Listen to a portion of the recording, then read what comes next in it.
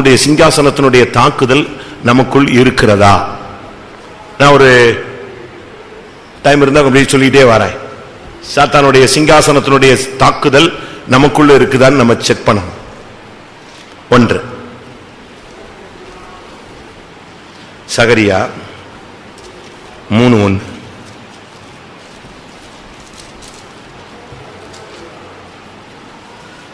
சீக்கிரம். சகரியா 3:1. அவர் பிரதான ஆசாரியனாகி யோசுவாவை எனக்கு காண்பித்தார். அவன் கர்த்தருடைய தூதனுக்கு முன்பாக நின்றான். சாத்தான் அவனுக்கு விரோதம் செய்ய அவன் வலது பக்கத்திலே நின்றான். நான் கொஞ்சம் பாயிண்ட் சொல்றேன், கொஞ்சம் டைம் போனாலும் பரவாயில்ல. நம்ம உட்கார்ந்து இவன் இருக்கானா நமக்குள்ள இல்லையாங்கிறத என்ன செய்யணும்? இருந்தானா துரத்தி விட்டு போங்க, இல்லைன்னா சேரை ஸ்ட்ராங்கா போட்டுருவான். அது பிறகு நீங்க இவன்ட்ட தான் மோதிக்கிட்டே இருக்கணும். வாழ்க்கையில முன்னேறவும் முடியாது, எங்கிட்டும் போக முடியாது. ஃபர்ஸ்ட், பழைய ஏற்பாட்டிலும் சரி புதிய ஏற்பாட்டிலும் சரி அவனுடைய தாக்குதலை பாருங்க. பிரதான ஆசாரியனாகிய யோசுவாவை எனக்கு காண்பித்தார்.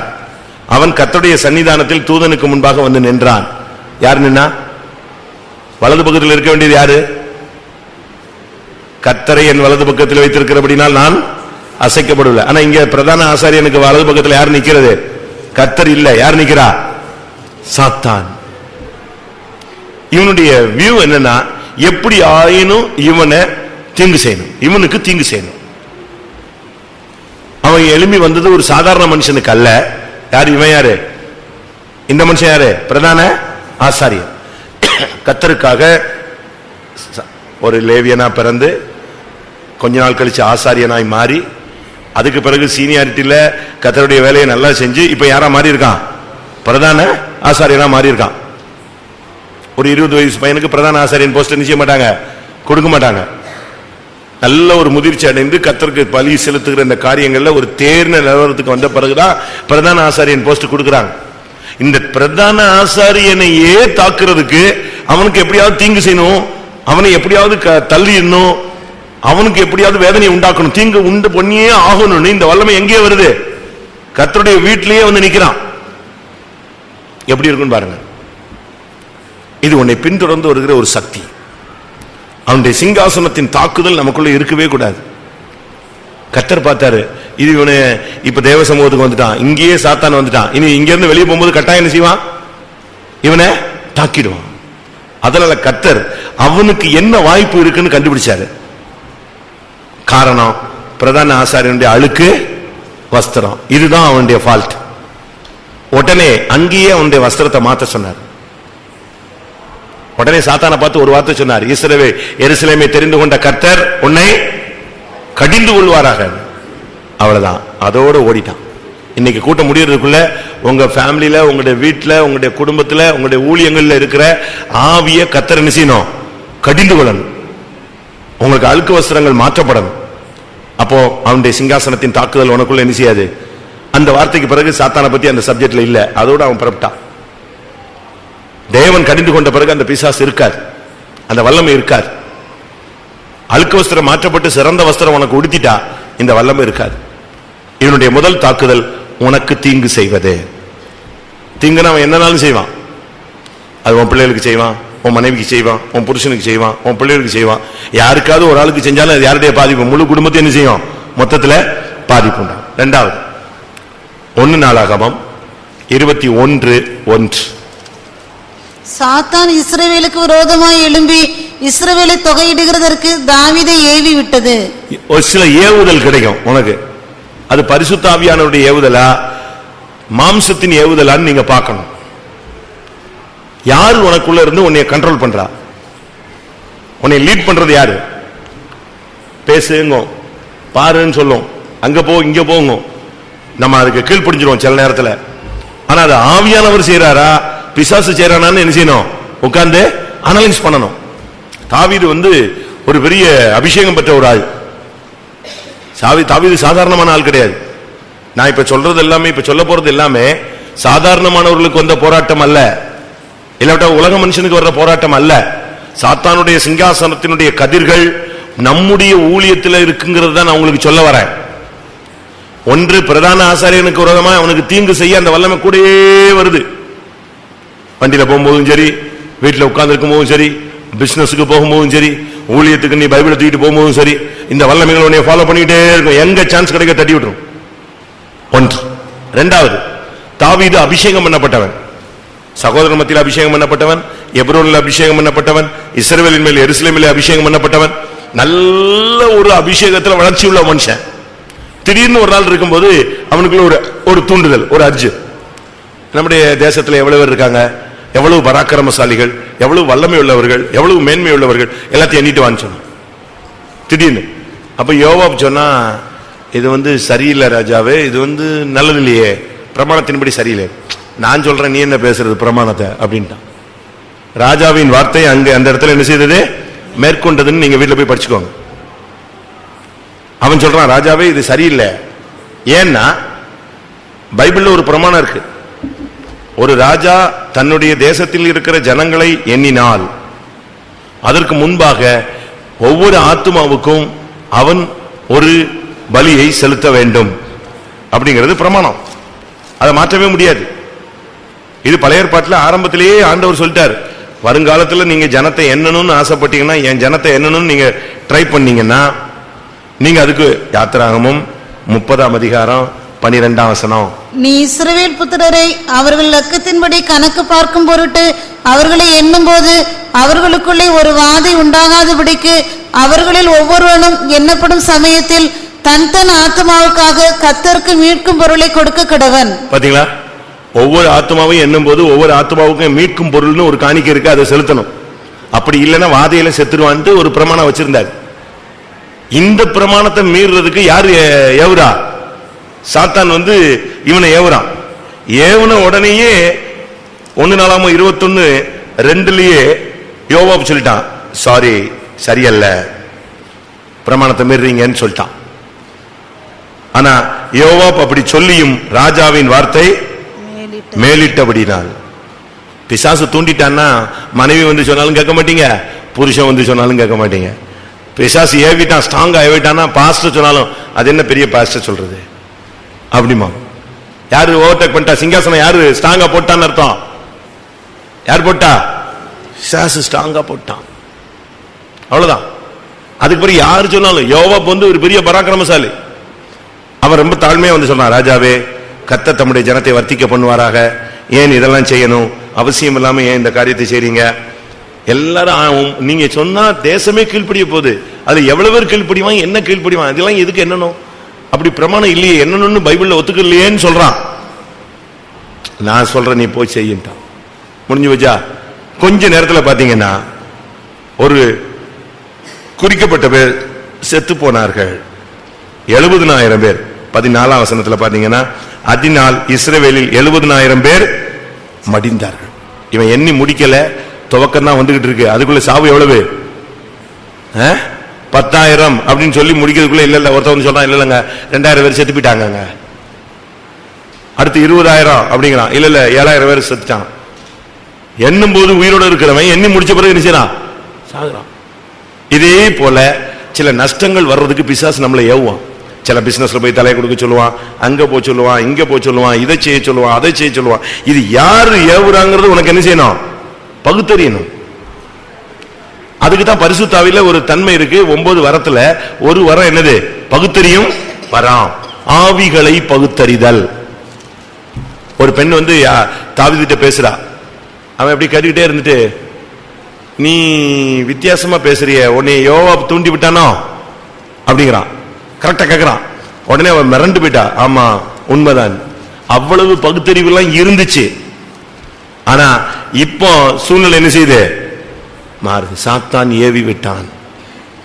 சிலர் போய் பிசினஸ்ல அடி வாங்குவாங்க, ஊழியத்தில் அடி வாங்குவாங்க, எதையாவது போய் செஞ்சு சரியா மாட்டிக்குவாங்க.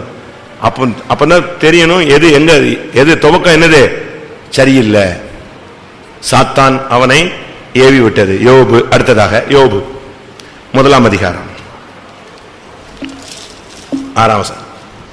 ஒரு நாள் தேவபுத்திரர் கர்த்தருடைய சந்நிதியில் வந்து நின்றபோது சாத்தானும் அவர்கள் நடுவிலே வந்து நின்றான். தேவபுத்திரர் வந்து நின்றபோது சாத்தானும் அவர்கள் மத்தியிலே வந்து நின்றான். அப்ப கேட்கிறார் கர்த்தர், நீ எங்க போயிட்டு வர்ற? நான் பூமி எங்க உலாவிட்டு வர்றேன். என் தாசனாகி யோபின் மேல் கவனம் வைத்தாயோ? ஆமா. உத்தமன் மேல் கவனம் வச்சுக்கிட்டே இருப்பான். நல்லா புரிஞ்சுக்கோங்க. ஒரு பிரதிஷ்டை பண்ணிட்டீங்கன்னா அவன் வந்துருவான், ஒரு ஜெபம் பண்ணிட்டீங்கன்னா வந்துருவான்,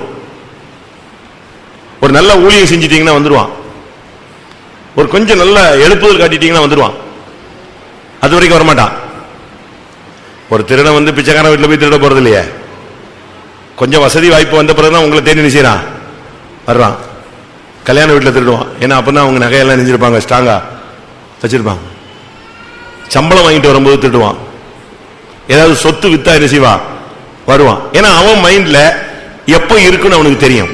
அதுபோல ஆவிக்குரிய ஜீவியத்தில் நம்ம உத்தமர்களாய் மாறும்போது, பொல்லாப்பை விட்டு விலகும் பொழுது, தேவனுக்கு பயந்தவர்களாய் மாறும்போது, சன்மார்க்கர்களாய் ஜீவிக்கும் போது இந்த வல்லமை நமக்கு விரோதமா என்ன செய்யும், கட்டாயமா வருவான். நீங்க உத்தமர்களா உடனே சொல்றாங்க ஒரு சிலர்லாம், கொஞ்சம் நல்லா இருக்கணும்னு நினைக்கிறேன், உடனே பிசாசு வந்துடுறான். அதனால தான் நான் இப்ப எல்லாம் ஜெபிக்கிறதே இல்லை. அப்ப நீங்க என்ன செய்றீங்க, அவன் வச்ச டார்கெட் கரெக்டா ஜெயிச்சிருச்சு, குண்டு வெடிச்சிருச்சு. அவன் பிளான் பண்றான், உனக்கு கொஞ்சம் பிரச்சனை பண்ணிட்டா நீ ஜெபிக்க மாட்ட. அதுங்கதான் நம்ம தோற்று போகிறோம்.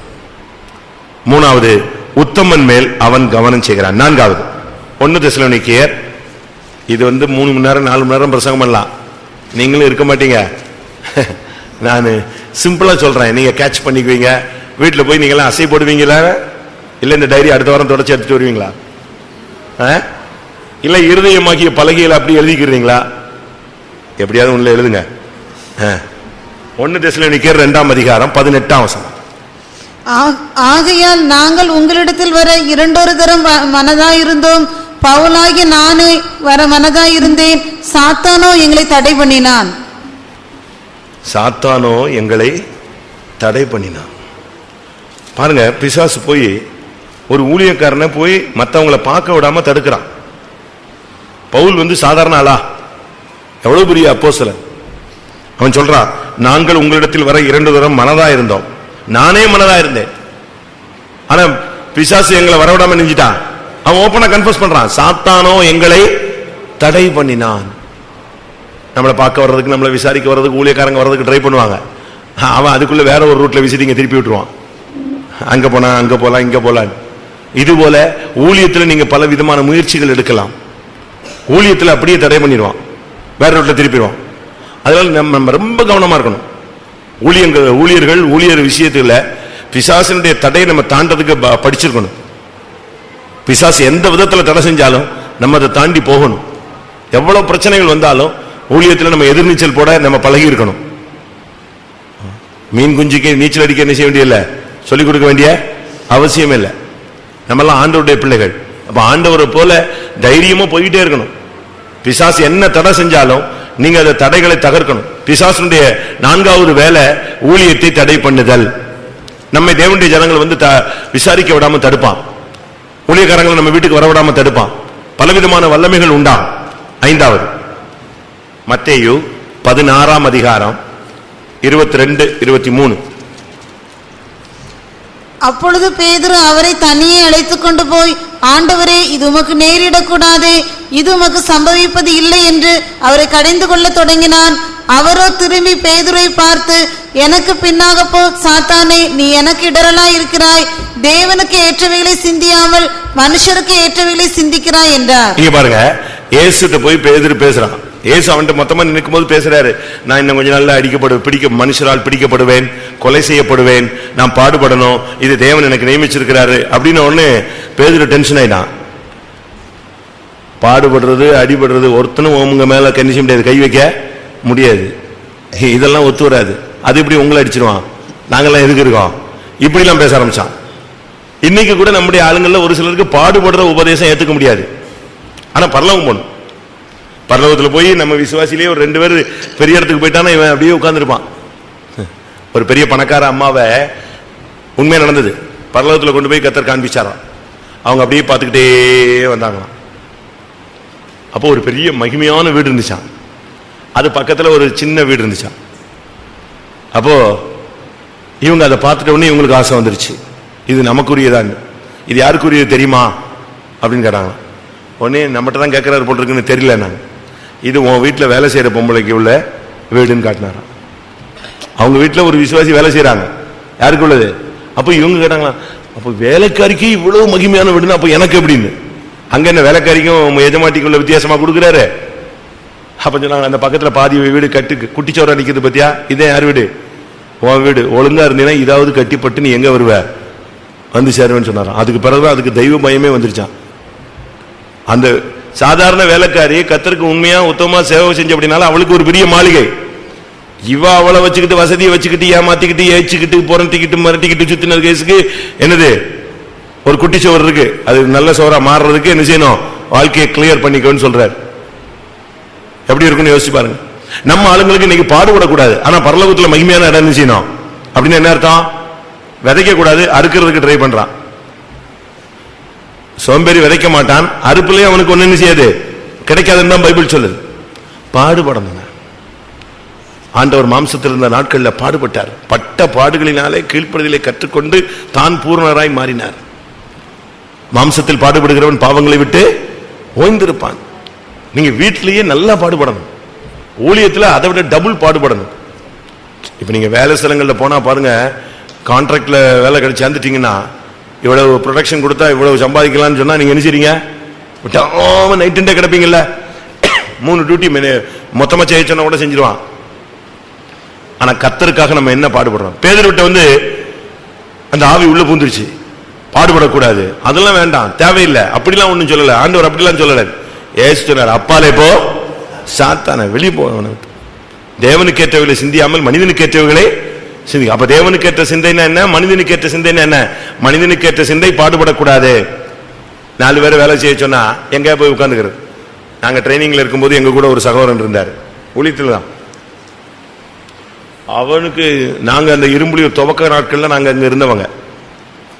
இரும்புலியூர் ஃபுல்லா வயல் மாதிரி இருந்துச்சு. எங்கேயாவது கிணறு தோண்டி போட்டு மண்ணு கிடக்கும், அதை எடுத்துட்டு போங்கன்னு சொல்லுவாங்க. நாங்க லாரியில இருந்து அள்ளிட்டு வருவோம். இவனும் வருவான், இவனும் ஊழியக்காரன் தானே, ட்ரைனிங் தான், வருவான். ஆனா மண்ணெல்லி போட மாட்டான். மண்ணெல்லி போட மாட்டான். என்னன்னு கேட்டா, அதை விட்டுட்டு தானே வர சொன்னாரு, மீன் பிடிக்கிறத விட்டுட்டு வந்து திருப்பி என்ன மீன் பிடிக்கிறது அப்படிமா. அதை விட்டுட்டு தான் வர சொன்னாரு, நான் விட்டுட்டு வந்துட்டேன். இங்க வந்தது எதுக்கு தெரியுமா? தம்மோடு கூட இருக்கவும் பிரசங்கம் பண்ணவும். அப்ப மண்ணெல்லி போட வேண்டிய ஊழியம் கிடையாதுன்ட்டான். எப்படி இருக்கும் ஆளு? இப்படி ஆள்லாம் இருக்கான், ஊழியத்திலயும் இருக்காங்க, எல்லா இடத்துலயும் இருக்காங்க. அதெல்லாம் வேலைலாம் செய்ய முடியாது. சரி, இப்ப என்னதான் செய்ய போற அப்படின்னா, வயல் இருக்கும், வயல் கட்டில நாங்க அந்த கிணத்து மண் அடிச்சுட்டு இருப்போம். அவன் பேசாம இந்த என்ன, வானமே கேளுங்கள் பூமியை செவி கொடுன்னு பிரசங்கம் ஸ்டார்ட் பண்ணிடுவான். சரி, எங்களுக்கு ஒரு மணி நேரம் மண்ணெல்லி போடும்போது சரியான டயர்டா இருக்கும். இதுல இவன் என்னத்தையா பண்ணிட்டு இருந்தா கொஞ்சம் சிரிச்சுக்கிட்டு கிரிச்சிட்டு சரி வேலை செஞ்சுட்டு இருப்போம். பிரசங்கம் பண்ண விட்டுட்டு, நீ மண்ணெல்லி போடாட்ட கூட பரவாயில்ல, எதா அள்ளி போடு, எது பிரசங்கம் பண்ணு, இதையாவது பிரசங்கம் பண்ணுங்கிறது. அவன் பிரசங்கம் பண்ணிட்டே இருப்பான், நாங்க மண்ணெல்லி போட்டு சரி வண்டியில ஏறணும். கடைசியில் பாருங்க, பிசாசு அவனை ஊழியத்தில் இருக்க விடல. அந்த பாடுபடக்கூடாதுங்கிற சிந்தை வந்துட்ட பிறகு அவனுக்கு பரலோகம் கிடையாது. பிசாசு வெளியே எடுத்துட்டு போயிட்டான். அன்னைக்கு ஒரு இடத்துல பார்த்தேன், பாவம் லாட்டரி சீட்டு வித்துக்கிட்டு இருந்தான். ஒரு கட்டத்தில் பார்க்கும்போது, இன்னொரு கட்டத்தில் பார்க்கும்போது பைத்தியம் ஆயிட்டான். பாடுபடக்கூடாதுன்னு சொன்னாலே தப்பு, கான்செப்டே தப்பு. இப்ப நீங்க வேலைக்கு போறீங்க, வேலைக்கே போகாம நீங்க சம்பளம் வாங்கினா அது வந்து பெரிய குற்றம். ஊழியத்துக்கு வந்துட்டா பாடுபடணும். கர்த்தருடைய பாதைகள்ங்கிறது பாடுகளின் பாதை தான். சிலுவை இல்லாமல் என்ன கிடையாது, சிங்காசனம் கிடையாது. இங்க பாடுபடக்கூடாதுன்னு சொல்ற போதனை பிசாசின் போதனை. மார்க்கு அடுத்து மார்க் 4:14. சாத்தானின் சிங்காசனம் உங்கள்ட்ட இருக்காங்கிறத இப்ப செக் பண்ண சொல்லிட்டு இருக்கேன்.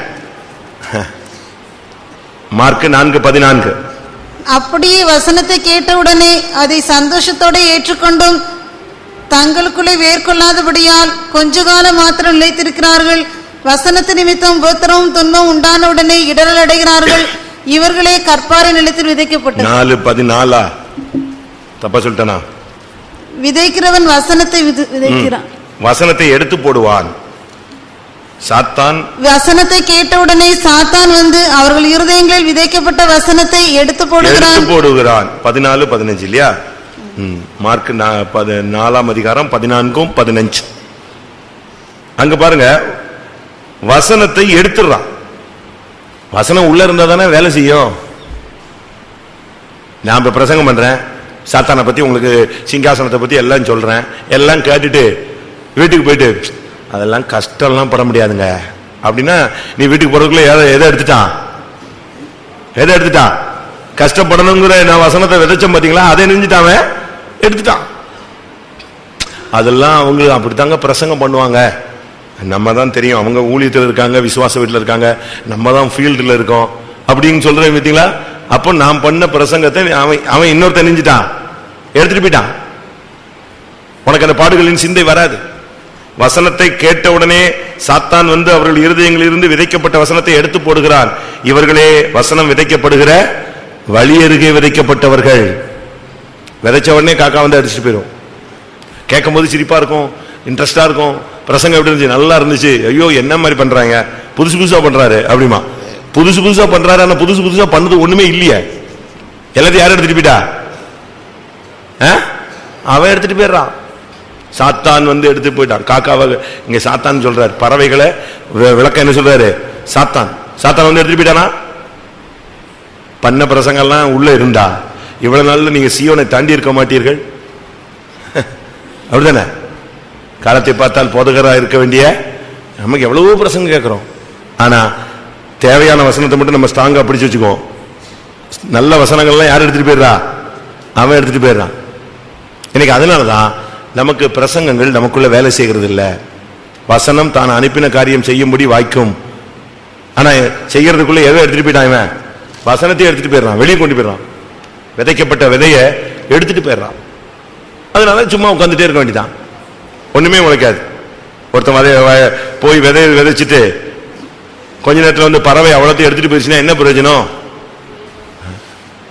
அதனாலதான் விதைச்சிட்ட உடனே என்ன செய்வாங்க? லைட்டா அதுக்கு மேல ஒரு லெவல் பண்ணுவாங்க, பார்த்துருக்கீங்களா? அப்படியே எடுத்துட்டு போயிடுவான், அதை மூடிடுவான். அப்பதான் அது முளைக்கும். இல்லைன்னா மற்ற பறவை அடிச்சுட்டு போயிடும். நமக்குள்ள விதைக்கப்பட்ட வசனங்கள் எடுக்கப்பட சாத்தானுக்கு நாம் இடம் கொடுக்க கூடாது.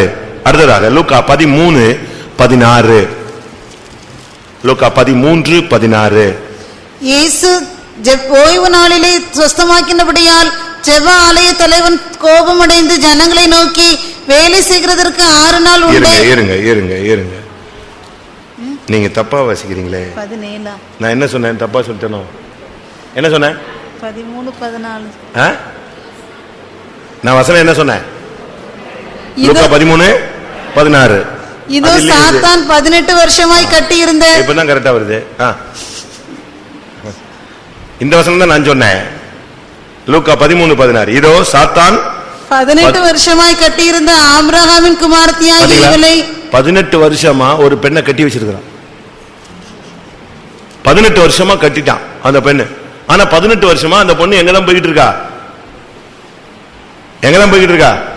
ஜபாலயத்துக்கு தான் போயிட்டு இருக்கா.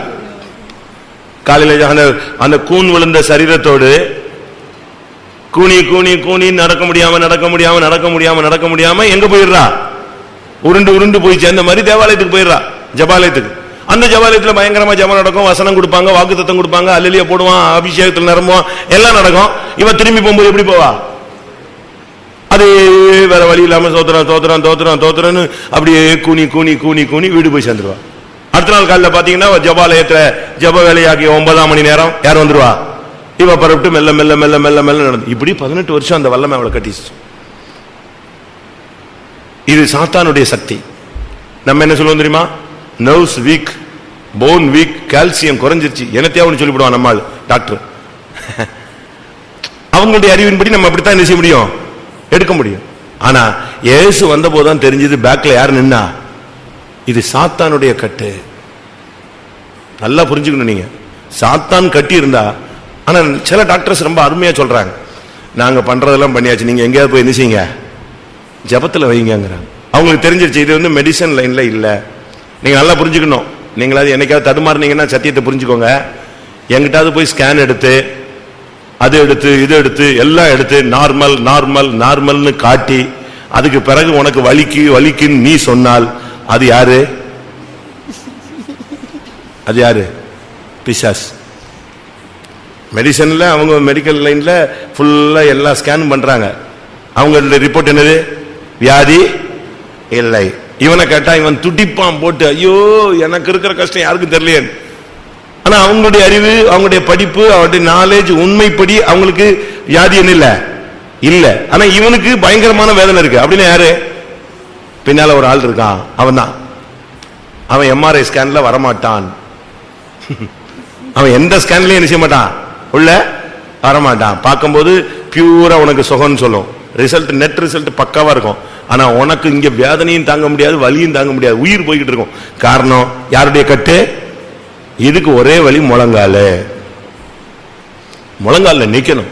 இயேசு வந்த உடனே அந்த சாத்தானுடைய கட்டை தான் பார்த்தாரு. ஓ, இவன் வந்து நிமிரம் கூடாத குனியா இருக்கிறதுக்கு காரணமே யாருதான்? அந்த ஆவியை துரத்தின உடனே அடுத்த செகண்ட் அந்த முதுகெலும்பு ஸ்ட்ரைட் ஆயிடுச்சு. இதெல்லாம் உண்மை, நான் உங்களுக்கு சொல்லியிருப்பேன். பாஸ்டர் எஸ்பி ஆனஸ்ட் அவர்கள் டெப்டி சீஃப் பாஸ்டரா இருக்கும்போது அவரை பிரான்ஸுக்கு டிரான்ஸ்பர் பண்ணாங்க. பிரான்ஸ்ல அப்போ ஒரு சிலர் ஊழியத்தை விட்டு போன டைம், ரொம்ப நிர்பந்தமான ஒரு சூழ்நிலையில இவர் அங்க போட்டாங்க. இவர் வந்து பயங்கர டிவைன் ஹீலிங்ல மாஸ்டர். இவர் சேலஞ்ச் பண்ணி துரத்துவாங்க. இப்பெல்லாம் நம்ம ஓப்பன் ஏர் நடத்துறது இல்ல. ஓப்பன் ஏர் போறீங்க, யாராவது போக மாட்டோம். அப்ப வந்து ஓப்பன் ஏர் நடத்துவாங்க. ஓப்பன் ஏர் நடத்தி மைக்கு மெக்கப்போன வச்சுட்டு கத்துறது, வியாதியஸ்தர்களை கொண்டு வாருங்கள் குணமாக்குறோம். பாஸ்டர் ஆனஸ்ட் ஒரே ஆள் நின்னு ஹீல் பண்ணுவார் ரோட்ல, யாரா இருந்தாலும் ஹீலிங் சேலஞ்ச் பண்ணி. சேலஞ்ச் இயேசுவின் நாமத்துல சேலஞ்ச் பண்றோம், கொண்டு வந்தா சுகம். அந்த அளவு டிவைன் ஹீலிங்ல வல்லமையான ஆள். இவரை கொண்டு போய் எங்க போட்டாங்க? பிரான்ஸ்ல போட்டாங்க. போனா அப்பதான் அந்த ஊழியக்காரரு ஒருத்தர் தடுமாறி போனதுனால அந்த பிரான்ஸ்ல இருக்கிற ஃபாரின் ஜனங்க இவரை 10 பைசாக்கு மதிக்கல. சண்டே சர்வீஸ் இருந்துச்சு, இவர் பிரசங்கத்துக்கு இருந்துச்சா 40 பேர் இருந்தாங்களாம். 40 பேரும் சேரை திருப்பி போட்டு உட்காந்து பேசிட்டு இருந்தாங்களாம். அவன் இந்தியன் கிடக்குறான், விடு என்னத்தையே பேசிட்டு போவான் சர்ச் அப்படின்ட்டு போயிட்டாங்க. இவருக்கு மனசு ரொம்ப உடஞ்சி போச்சான். ஆண்டவர்கிட்ட போய் ஜெபிச்சாரான் நைட்ல. என்ன சுவாமி, நான் அங்க 1000 பேர் 2000 பேர் ஹீலிங் சர்வீஸ் என்ன மாதிரி என்னைய கொடி கட்டி பறக்க வச்சுட்டு கடைசி எங்க கொண்டு வந்து விட்டுட்டீங்க? இந்த இடத்துல கொண்டு வந்து விட்டுட்டீங்க. இங்க இவன் பார்த்தா 40 பேர் 40 டிசைன்ல இருக்கான், என்னைய கொண்டு வந்து இங்க விட்டுட்டீங்க. அப்ப ஆண்டவர் சொன்னாராம், உன்னை உருவாக்குறதுக்காக நான் நெஞ்சிருக்கேன். உன்னை உருவாக்கு, நீ ஆயிரக்கணக்கானவரை உருவாக்குனேன், ஆனா உன்னை உருவாக்குறதுக்கு நான் நாடு கடத்தி கொண்டு வந்திருக்கேன், நான் உன்னை உருவாக்கணும்னு சொன்னாராம். சரின்னு சொல்லிட்டாராம். அந்த வாரம் விசிட்டிங் போனாராம். ஒரு வீட்டுக்கு விசிட்டிங் போனா அந்த வீட்டில் கேட்டாரா எத்தனை பிள்ளைங்க, அப்படி விசாரிப்பாங்க இல்லையா, புதுசா போனதுனால. அவங்க சொன்னாங்களா, எங்களுக்கு இத்தனை பிள்ளைங்க, ஒரே ஒரு பிள்ளை மட்டும் பிறந்ததுல இருந்து எங்க இருக்கு? ஹாஸ்பிட்டல்ல இருக்கு. பிறந்ததுல இருந்து அந்த பிள்ளை எங்கதான் இருக்கு? இப்ப வாலிப பிள்ளையா இருக்கா, பட் அவ வந்து ஹாஸ்பிட்டல்லே இருக்கா. காரணம் என்னன்னு கேட்டா, அந்த பிள்ளைக்கு ஸ்பைனல் கார்டு என்ன இல்ல, அந்த முதுகெலும்பு வந்து எலும்பா இல்ல, எதா இருக்கு? சதையா இருக்கு. எலும்பு சதையா இருக்கிறதுனால அந்த பிள்ளையால என்ன செய்ய முடியாது? உட்காரவே முடியாது. கொலக்குள்ள இந்த சதை தானே அங்கேயும் இங்கேயும் விழுந்துரும். அதனால அந்த பிள்ளைய வந்து நாங்க ஸ்டார்டிங்ல இருந்து எங்க தான் வளர்க்குறாங்க? ஹாஸ்பிட்டல்லையே அவங்களே மெயின்டைன் பண்ணி வளர்க்குறாங்க. நாங்க போய் பார்த்துட்டு வருவோம். இத்தனை வருஷமா அந்த பிள்ளை அங்கதான் வளருது. இப்ப வாலிப பிள்ளை ஆயிட்டா, பட் இப்ப பெல்ட் போட்டு நெஞ்சிருக்காங்க. அப்படியே சின்ன வயசுல இருந்தே மெயின்டைன் பண்ணி பெல்ட் வச்சு இப்படி உட்காந்துருக்கோம். ஃபுல்லா பெல்ட் போட்டு. பார்க்கலாமான்னு கேட்டாராம். பார்க்கலாம். எல்லாரும் ஹாஸ்பிட்டல் போயிட்டாங்க. ஹாஸ்பிட்டலில் போய் அந்த பிள்ளைக்கு கொஞ்ச நேரம் உட்காந்து இவர் பேசி நல்ல சுவிசேஷத்தை சொல்லி, அதுக்கு பிறகு ஃபெய்த்தை விசுவாசத்தை அவளுக்கு ஊட்டி, ஒரு லிமிட்டுக்கு பிறகு அவளுக்குள்ள ஒரு எதிர்பார்ப்பை கொண்டு வந்துட்டு தலையில கை வச்சு ஒரு ஜபம் முடிஞ்ச உடனே அந்த பிள்ளை சொல்லிச்சு, பெல்ட்டை கலத்துங்க, எனக்கு ஒரு மாதிரி இருக்குன்னு சொன்னாலாம். அவங்க சொல்லிருக்காங்க, டாக்டர்ஸ் வந்துட்டு பெல்ட்டை கலத்தவே முடியாது, 17 வருஷம் ஆச்சு, பெல்ட்டை கலத்துனா திருப்பி மொத்தமா கொலாப்ஸ் ஆயிடும், எங்கிட்ட ஒடியும் எங்கிட்ட நிற்கும், எங்க சதை இருக்கும்லாம் சொல்ல முடியாது, ரொம்ப மோசமாயிடும். அந்த பிள்ளை எனக்கு ஒரு மாதிரி இருக்கு, கலத்து. கடைசியில மணிக்கணக்கா போராடி லாஸ்ட்ல இனிமேல் நாங்க பெல்ட் போட மாட்டோம் அப்படின்னு சொல்லி வார்ன் பண்ணி பெல்ட்டை கலத்துனாங்க. அந்த பிள்ளை எந்திரிச்சு உட்கார்ந்துட்டா, நடந்துட்டா, எந்திரிச்சு நின்றுட்டா. டாக்டர்ஸ் எல்லாம் மிரண்டுட்டாங்க. என்னன்னு கேட்ட பிறகுதான் சொன்னாங்க, இவர் வந்து என்ன செஞ்சார், தலையில கை வச்சு ஜெபம் பண்ணார். அன்னையோட அந்த பிள்ளைக்கு எது கிளியர் ஆயிடுச்சு? அந்த ஸ்பைனல் கார்டாக இருந்த சதை எடா மாறிடுச்சு, முதுகு எலும்பா மாறிடுச்சு, சதையா இருந்தது. உடனே அடுத்த வாரம் சண்டே சர்வீஸ்ல பார்த்தா எல்லாம் 40 சேர் அட்டென்ஷன்ல கரெக்டா உட்காந்துருக்காங்க. எல்லாம் மிரண்டு போய் உட்காந்துருக்காங்க. 40 பேர் ஸ்தோத்திரம் பண்ணிட்டு, இவ்வளவு பவர்ஃபுல்லா கர்த்தருடைய வல்லமை வெளிப்படுது. அந்த வல்லமை கட்டி வச்சிருந்துச்சு, நம்மையும் கட்டி வச்சிருக்கோம். சாத்தான் 18 வருஷமா இந்த பெண்ணுடைய முதுகை நெஞ்சிருச்சு, கட்டி வச்சிருச்சு. ஜபாலயத்துல தான் இருக்கா. ஜபாலய தலைவர்கள்லாம் எத்தனையோ வருஷமா ஜபிக்கிறாங்க. நீங்களும் ஜபத்துக்கு வந்துட்டு போய்கிட்டே இருப்பீங்க. எத்தனையோ பாஸ்டர்ஸ் உங்களுக்கு ஜபிச்சிருப்பாங்க. ஆனா சாத்தானுடைய கட்டா இருக்கும், அவனுடைய சிங்காசனம் வீட்டில் இருக்கும். அதை உடைக்கணும். அது கிளியர் ஆயிடுச்சுன்னா இந்த கட்டு நெஞ்சிரும், அவுந்துரும். அடுத்ததாக லூக்கா 22:31. லூக்கா 22:31. பின்னும் கர்த்தர், சீமோனே சீமோனே, இதோ கோதுமையை சுளையினால் புடைக்கிறது போல சாத்தான் உங்களை புடைக்கிறதற்கு உத்தரவு கேட்டுக்கொண்டான். இன்னைக்கு அநேகரை புடைக்கிறதுக்கு உத்தரவு கேட்டுக்கிட்டே இருக்கான். டெய்லி பிரச்சனைக்கு காரணம் இதுதான். டெய்லி ப்ராப்ளத்துக்கு காரணம் டெய்லி அவன் நெஞ்சிட்டே இருக்கான், புடைக்கிறான். எல்லாம் எந்த நேரத்திலையும் பாத்தீங்களா? இப்ப நம்ம வீடுகளில் புடைக்கிற வேலை இல்லை. இப்ப கல் நீக்கி குருணை நீக்கி உங்களுக்கு எல்லாம் தரப்படும். அப்படி பியூரா அரிசி கையில கொடுத்துறான். அதனால நம்ம ஆளுங்களுக்கு அதை பத்திலாம் தெரியாது. பழைய வீடுகள் எல்லாம் பாத்தீங்கன்னா டெய்லி எது நடந்துகிட்டே இருக்கும், புடைக்கிற வேலை நடந்துகிட்டே இருக்கும். சாத்தான் இந்த வேலையை செஞ்சுக்கிட்டே இருக்கான். ஆண்டவர்கிட்ட போய் கேட்டான், சீசர்கள் எல்லாம் புடைக்கட்டுமா? என்ன விஷயம்? பேதுருவை புடைக்கட்டுமான்னு. அதனாலதான் அவனை கூப்பிட்டு சொன்னாரு, சாத்தான் உன்னை புடைக்கிறதுக்கு நெஞ்சிட்டு இருக்கான், உத்தரவு கேட்டுக்கிட்டே இருக்கிறான், நீ கவனமா இருன்னு சொன்னார். யார் வீட்டுல எது புடைக்கிறானா? புடைக்கிறான்னா அவன் சிங்காசனம் அங்க போட்டான்னு அர்த்தம். டெய்லி பிரச்சனை கிளப்புவான், யார் மூலமாவது கிளப்புவான். உன் சமாதானத்தோடு ஒரு நாள் உன்னை இருக்க விட மாட்டான். இதுதான் அவனுடைய தந்திரமான தாக்குதல். அடுத்ததாக அப்போஸ்தலர் 5:3. அப்போஸ்தலர் 5:3. பேதுரு அவனை நோக்கி, அனனியாவே, நிலத்தின் கிரயத்தில் ஒரு பங்கை வஞ்சித்து வைத்து பரிசுத்த ஆவியினிடத்தில் பொய் சொல்லும்படி சாத்தான் உன் இருதயத்தை நிரப்பினது என்ன? யார் நிரப்பிட்டா? ஃபில் பண்ணிட்டா? அபிஷேகம் பெற்ற விசுவாசி நிரப்ப வேண்டியது யாரு? ஆவியானவர். ஆனா நிரப்பினது யாரு? சாத்தான் நிரப்பிட்டான். பொய் சொல்றதுக்கு, பண விஷயத்துல பொய் சொல்றதுக்கு சாத்தான் நிரப்பிட்டான். இப்ப எனக்கு எப்படின்னா, அப்போ சில காலம் போல ஒரு 2-3 பேர் செத்து போயிட்டாங்க, நம்ம ஆள்லாம் சரி தெளிவாயிடுவாங்க. 2 பேர் பொத்துன்னு விழுந்து செத்தான்னா தெளிவாயிடுவாங்க. சென்னையில் ஒரு சர்ச் இருந்துச்சு, இருக்கு, அரக்கோணம். அந்த சர்ச்சில் பாஸ்டர் சாம் இருந்தார். அவர் இப்ப இறந்துட்டார், கெல்லிஸ்ல வச்சு இறந்துட்டார். ரொம்ப பவர்ஃபுல் மேன். பிரச்சனையான நேரத்தில் அவர் அந்த சபையில போட்டாங்க. சபையில போட்டா இவர் போன உடனே அவங்களுக்கு இவரை பத்தி தெரியாது, இவர் யாருன்னே தெரியாது. புதுசா ஒருத்தர் வந்திருக்காருன்ட்டு அங்க எல்லாம் அடிச்சுக்கிட்டாங்க. சபையில குழப்பம், ஊழியக்காரங்களுக்கும் விசுவாசிகளுக்கும் போராட்டம், விசுவாசிகளுக்கும் போராட்டம். இவன் குரூப் அவன் குரூப், அந்த சபையே ஒண்ணுலாம் ஆக்கிட்டாங்க. இவரை தூக்கி போட்டாங்க சீர்திருத்தவாதின்னு சொல்லி. இவரை தூக்கி போட்டா இவர் போய் 2 நாள்ல அங்க இருந்தாரு, பேசாம ஜெபம் பண்ணிட்டு அமைதியா போய்கிட்டு இருக்காரு. ஒரு நாள் மத்தியானம் சாப்பிட்டு படுத்திருக்காரு. திடீர்னு பார்த்தா ஒரே சண்டை. சில விசுவாசிகள் உள்ள பூந்து சிஸ்டர்ஸ் அடிக்க போய் அப்படி இப்படின்னு ரகலை பண்ணி உள்ள வந்தாங்க. இவர் திடீர்னு எந்திரிச்சு போயிருக்காரு. 10-20 பேர் நின்றுட்டு ஒரே கத்திட்டு அப்படி இப்படின்னு. இவருக்குள்ள உடனே ஒரு அபிஷேகம். சாகணும்னு நினைக்கிறவெல்லாம் ஓடிடு, சாகணும்னு நினைக்கிறவெல்லாம் சர்ச்சுக்குள்ள நில்லு, உயிரோட இருக்கணும்னு நினைக்கிறவெல்லாம் ஓடுனாரா? எப்படி இருக்கும்? உயிரோட இருக்கணும் வாழணும்னு ஆசைப்படுறவெல்லாம் வெளியே ஓடிடு, சாகணும்னு நினைக்கிறவெல்லாம் நில்லுனாரா? 2-3 பேர் நின்னா, மத்த அவ்வளவு பேர் நினைச்சிட்டான். ஃபர்ஸ்ட் வார்த்தையே இதுதான், பிரசங்கம்லாம் இல்ல. அந்த செகண்ட் ஃபீல்ட்ல வந்த உடனே ஓடியே விட்டான். பாதி பேர் கொஞ்சம் பேர் நின்றுட்டு வாக்குவாதம் பண்ணிட்டு இருந்தான். சரி போன்ட்டாராம். அந்த சண்டை சொன்னாராம், இந்த வாரம் ஒரு நியாய தீர்ப்பு அப்படின்னாராம். அந்த வாரம் ஒருத்தன் அவுட்டு, செத்தான். எந்த சண்டை நியாய தீர்ப்புன்னு ஒரு வார்த்தை சொல்றாரோ இப்படியே 20 பேர் செத்தான் அந்த சர்ச்சில். ஆவியானவர் சொல்றாரு, இந்த வாரம் ஒரு நியாய தீர்ப்பு அப்படின்ட்டு முடிஞ்சுது. அது பிறகு பிரசங்கம் பண்ணுவாரு, ஆவியில் நிரம்புவாரு, எல்லாரையும் விசிட்டிங்லாம் பண்ணுவாரு. அந்த வாரம் சர்ச்சில் அந்த குழப்பவாதி அவுட். அடுத்த 4 வாரம் 3 வாரம் கழிச்சு அடுத்த நியாய தீர்ப்பு சர்ச்சில் அப்படின்னாருன்னா அடுத்தவங்க காலி. இப்படி அதோட அந்த சபை இது வரைக்கும் ஒருத்தங்க கூட கீழ்ச்சி பூச்சி சத்தம் கூட போட மாட்டான். அதோட சாகிறது மேல் அப்படிலாம் இருந்துச்சு. அனனியா வந்து நிக்கிறான், கேட்கிறார், நிலத்தின் கிரயத்தை இவ்வளவுக்கு தான் விற்றீர்களா?